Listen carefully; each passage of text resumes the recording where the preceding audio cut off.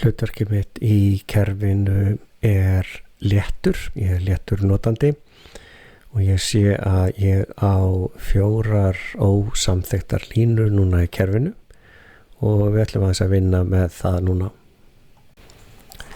Ég smelli bara á töluna og fæ svo að þetta eru 4 reikningar sem að ég ætla núna að vinna með. Sjáum þá hér.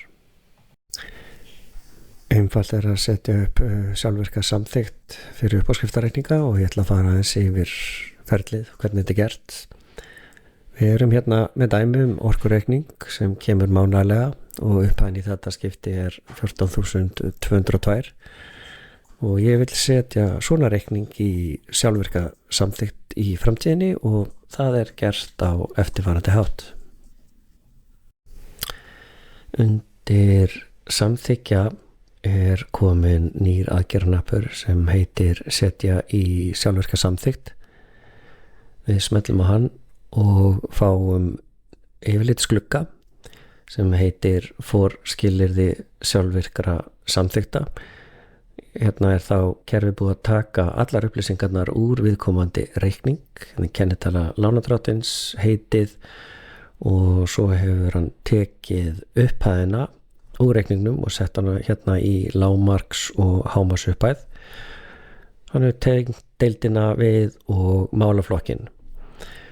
Hérna getum við þá sett ákveðna lágmarksupphæð, við setjum sem dæmi bara 2000 og 2000 upp í kannski 15.000 og síðan er hér sjálfvirk endurnýjun og sjálfvirkt er hér valið mánaðarlega.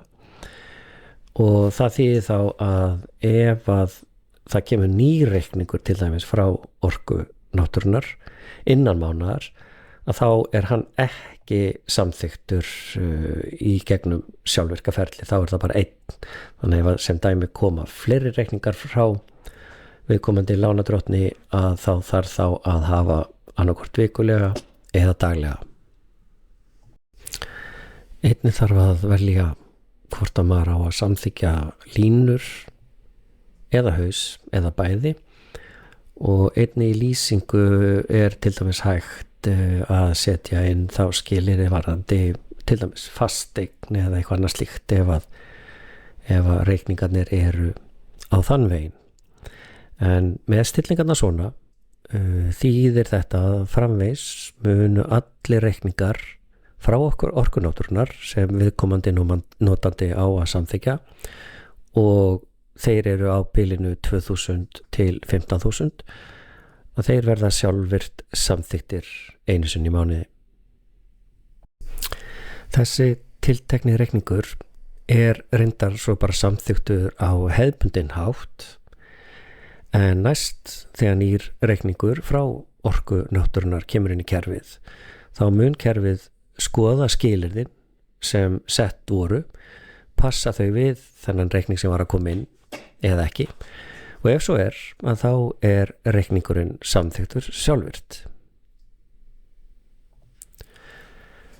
Ef skilyrðin passa ekki við reikningin þá í raun býður reikningurinn bara samþykktar eins og samkvæmt hefðbundnu ferli.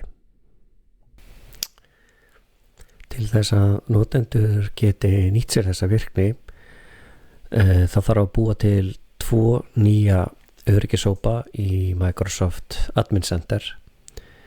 Það væru til dæmis gott nöfn væri sjálfvirk samþykkt og sjálfvirk samþykkt stjórnandi eða eitthvað í þeim dúr og notendur settir í annarkotn hópin. Þessar heimildir heita Approval Auto Admin og Approval Auto Basic. Þeir sem eru settir í admin-grúppuna, þeir munu þá sjá alla reikninga sem eru samþykktir sjálfvirt og hverjir ekki og af hvaða notendum.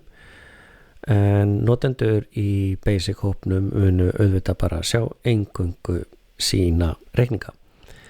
Varðandi þessa öryggishópa, kerfisstjórinn eða þá notandi sem hefur admin réttindi getur sett upp þessa öryggishópa, en ef þörf á okkar aðstoð við uppsetningu á þessu ferli þá bara sendi inn beiðni og við hjálpum ykkur með það.